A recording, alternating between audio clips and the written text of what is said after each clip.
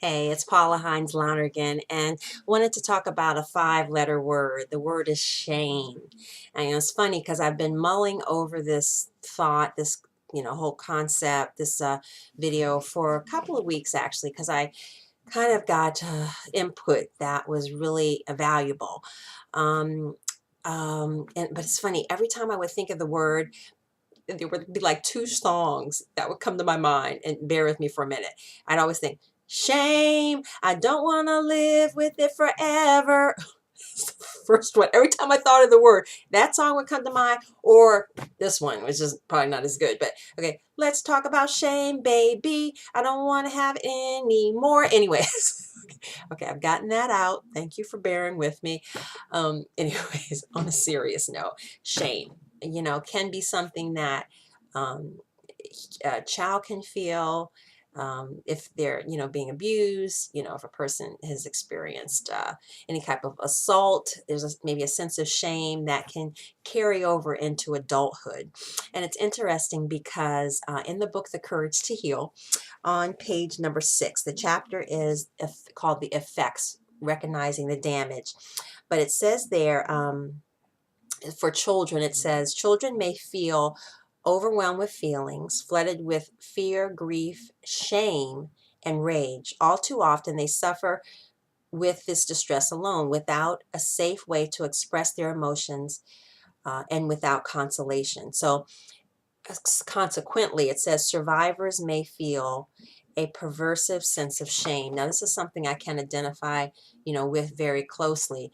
As I reflect kind of on, growing up, I mean, of course, there was the secret that I had, my uncle molesting me, but then, I have not a lot of clear memories, but I mean, sometimes you're raised with the concept of, okay, wipe those tears away, what's wrong with you, you don't have any problems, I mean, as children we're like, okay, suck up the emotion, here. Yet at the same time, I have a perpetrator, all of my life, that's taking advantage of me. I always remember my cousin who said, she remembers me, crying hysterically, and that's like her only young memory of me. He's a couple years older than me, but it's like, what had I experienced that made me act out so erratically, um, yet, I mean, I didn't have an outlet. Anyway, so shame is something I can truly, identify with as a feeling that's very pervasive, and as it words, and something that I'm working on. I was in group therapy. And once again, if you have a group therapy class, group in your area, I take any survivor of sexual abuse to take advantage of it, to be surrounded by women who get it, who believe you, who share your thoughts and input is just awesome.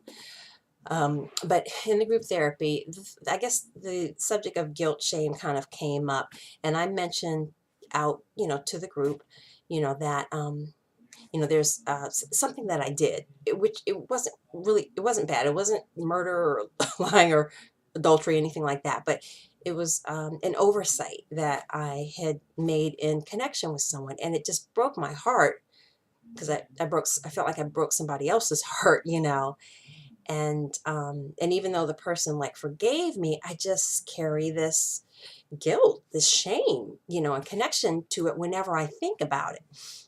And I just, I mean, it's like, I know it's like not necessary. It's a past, done, person's forgotten about it. However, I have it. Or when I think about it, like I said, there's this heaviness that comes with it. And the facilitator of the group therapy mentioned how sometimes a survivor may latch on to a smaller incident of shame than dealing or remembering the shame that comes from being abused. And I'm like, wow. I mean, that was such an impactful thought to me because I had put that together, but I just knew, I realized that, in connection to what I did to this person, I could not let it go. But And her saying that, it's like, oh my, okay. So I'm kind of latching on to the smaller shame, because to look at the shame connected to my abuse, to unpackage that is just too much, you know. So the shame I hold on to is something that's maybe bearable or endurable. But overall, it's still a shame that I don't need to carry, you know. And then, of course, there's so many things that as survivors we need to get over and not do anymore. And it's easy to say, you know, and I'm still working on that process. But I do know in the Courage to Heal book, it talks about talking publicly is a way to help alleviate the shame, which is why I am doing these videos. This one I had to think about for a couple of weeks, like I said, but I'm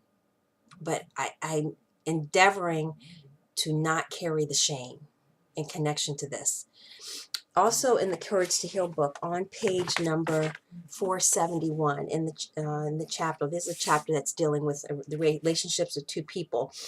It says, "I'd worn that cloak of shame, and it branded itself into my skin." This is someone called Artemis that's speaking. "But I found I could take it off, even if it meant taking my skin off along with it. I could grow back new skin, and that was healthy and good."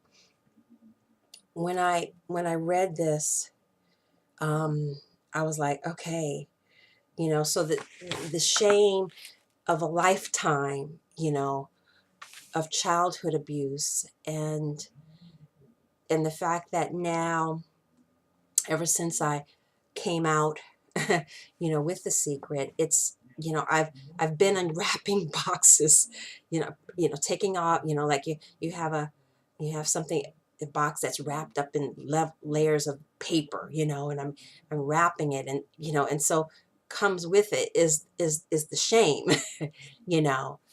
But what I'm going to learn to do is to take it off, and I'm not there yet.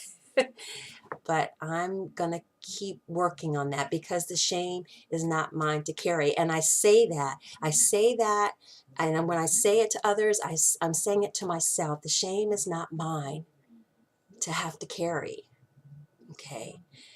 But as with everything, the healing is a process. What are your thoughts on shame? Can you feel me on any of this? Not, don't worry about it. Courage to Heal book already is. But anyways, please feel free to email me at timesupforsilence@gmail.com, or you can send me a note in the comments section. Let's continue healing.